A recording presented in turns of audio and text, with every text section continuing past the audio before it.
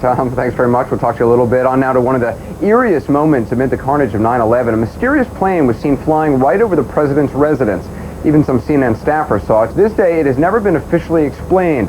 Tonight, Chief National Correspondent John King has new details about this great 9/11 mystery. Today, 6 years after 9/11, the mystery endures about just what happened in the skies over the White House that terrible day. A plane flew right over it. But why? And what was it? For conspiracy theorists, the image is a gold mine. Go back to that morning. Suddenly, an orderly evacuation of the White House turned hectic. In New York, the Twin Towers had collapsed. There was word of an explosion at the Pentagon. And then, Secret Service warnings of another plane still on course for Washington. It appeared overhead just before 10 a.m., a 4-engine jet banking slowly in the nation's most off-limits airspace, on the White House grounds and the rooftop. A nervous scramble. About 10 minutes ago, there was a white jet circling overhead. Now, you generally don't see planes in the area over the White House. That is restricted airspace. No reason to believe that this jet was there for any nefarious purposes, but the Secret Service was very concerned, pointing up at the jet in the sky. And still today, no one will offer an official explanation of what we saw.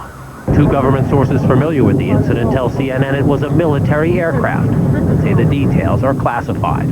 This comparison of the CNN video and an official Air Force photo suggests the mystery plane is among the military's most sensitive aircraft, an Air Force E-4B. Note the flag on the tail, the stripe around the fuselage, and the telltale bubble just behind the 747 cockpit area. There are many commercial versions of the 747, obviously, that look similar, but I don't know any of them that have the communications pod like the E-4, the Air Force E-4 does behind the cockpit. The E-4B is a state-of-the-art flying command post, built and equipped for one reason: to keep the government running no matter what, even in the event of a nuclear war. The reason it was nicknamed the Doomsday plane during the Cold War. They exercise this type of thing all of the time, and they simply don't talk about it. So it doesn't surprise me that they are very closed-mouthed about it. Ask the Pentagon, and it insists this is not a military aircraft, and there is no mention of it in the official report of the 9/11 Commission. Commission co-chairman Lee Hamilton says he has a vague recollection of someone mentioning a mystery plane, but staffers who looked into it never raised it as a relevant issue. When you're conducting a major investigation, you get thousands of things that come at you. You can't possibly sort through them all. This never rose to the level of a discussion within the commission. The sum, the lack of any official explanation, feeds an ominous conspiracy. This is from an online discussion about the plane on the website 911blogger.com. I have always thought these planes were exactly that, mission control for the 9/11 attack on our country.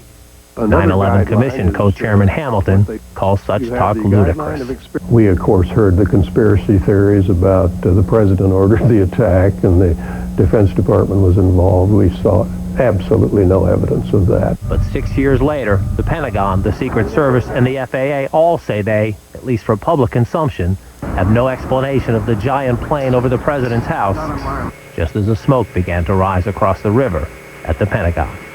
John King, CNN, Washington. Interesting. We're going to check in shortly with Chad Myers, tracking